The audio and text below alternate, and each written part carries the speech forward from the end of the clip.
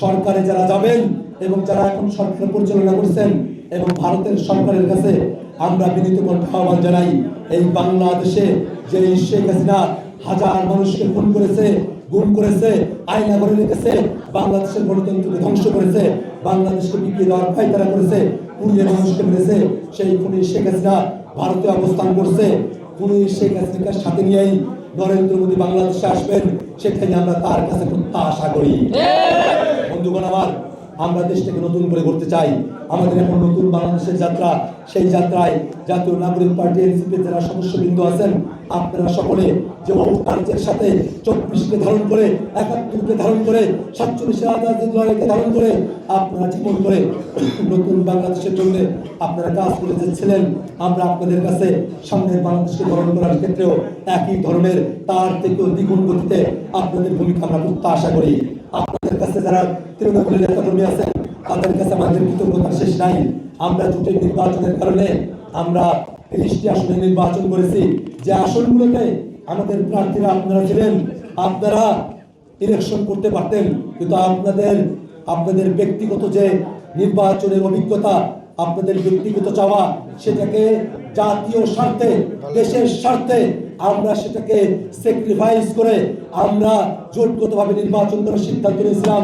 যেসব নেতা কর্মীরা আপনারা নির্বাচনের প্রস্তুতি নিয়েছিলেন, বিভিন্ন আসনগুলোতে যারা নির্বাচনে প্রতিদ্বন্দ্বিতা করতে চেয়েছিলেন, আপনারা যারা নেতা কর্মীরা আপনারা প্রস্তুতি গ্রহণ করেছিলেন, আপনাদের সকলকে আমরা আবারও আমাদের দলের তরফ থেকে, সেন্ট্রাল কমিটির পক্ষ থেকে, জনাব নাহিদ ইসলাম আমাদের আহ্বায়ক, তার পক্ষ থেকে আপনাদের কাছে আমরা একই সাথে ক্ষমা প্রার্থী, একই সাথে আপনাদের কাছে আমরা কৃতজ্ঞ।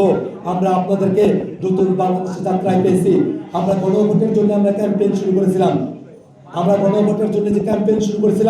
গণভোটের অ্যাম্বাসিডর আমরা দিয়েছিলাম।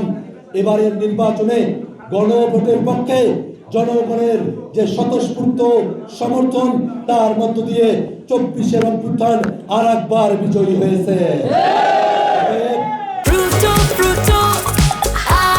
প্রাণ ফ্রুটো, সময় অসময় ফ্রুটোময়।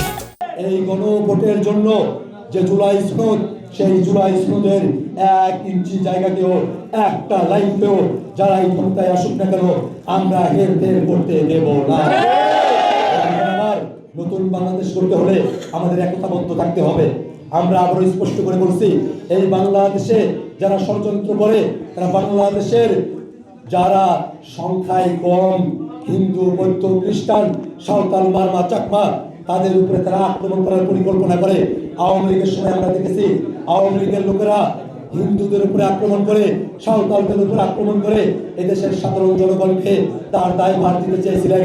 আমরা স্পষ্ট করে বলতে চাই, বাংলাদেশের হিন্দু, বৌদ্ধ, খ্রিস্টান, সাঁওতাল, মারমা, চাকমা, তাদের নিরাপত্তার দায়িত্ব আমরা যারা আছি আমাদের সকলের কাঁধে। আমরাই এই বাংলাদেশকে একটা সম্প্রীতির বাংলাদেশ, এই বাংলাদেশকে আমরা একটা নতুনের বাংলাদেশ, এই বাংলাদেশকে হিন্দু, মুসলমান, দলিত, হরিজন, যারা ভিন্ন বর্ণের হিন্দু আছে, সাঁওতাল, মারমা, চাকমা, তাদের জন্য উপযোগী একটা বাংলাদেশ আমরা করতে চাই। বন্ধুগণ, যারা সাংবাদিক বন্ধুগণ আপনারা দায়িত্ব পালন করেছেন, আপনাদের কাছে আমরা কৃতজ্ঞতা জানাই। প্রশাসনের বন্ধুরা, যেসব আসনগুলোতে আমরা অভিযোগ করছি, সে আসনগুলো সুরা হলে পরে আপনাদের জন্য ধন্যবাদ, আপাতত স্থগিত করে রাখা হলো। প্রত্যেকটা জায়গায় সুরা হওয়ার পরে আমরা প্রশাসনের কর্তারা যারা আছেন, ব্যক্তিরা যারা আছেন, আমরা তাদেরকেও ধন্যবাদ জ্ঞাপন করব। বন্ধুগণ আমার, তারপরেও ব্যক্তিগতভাবে প্রশাসনের যে ভাইরা ঝুঁকি নিয়ে নিরপেক্ষ নির্বাচনের পক্ষে অবস্থান নিয়েছেন, ব্যক্তিগতভাবে আপনাদের প্রত্যেককে, যারা আইন শৃঙ্খলা বাহিনীতে আছেন, যারা আর্মিতে আছেন, বিজিবিতে আছেন, যারা আনসার বাহিনীর সদস্য আছেন, যারা এই বাংলাদেশের পুলিশ বাহিনীতে আছেন, আইন শৃঙ্খলা বাহিনী, র্যাবে যারা আছেন, আপনারা যারা আছেন, যারা নির্বাচনের সময়টাতে ব্যক্তিগতভাবে নিরপেক্ষতা বজায় রেখেছেন, প্রশাসনের কর্তারা, কর্মকর্তা, পোলিং এজেন্ট অফিসার, আপনারা যারা নিরপেক্ষ ভূমিকা রেখেছেন, আপনাদের কাছেও ব্যক্তিগত কৃতজ্ঞতা আমরা জানাই।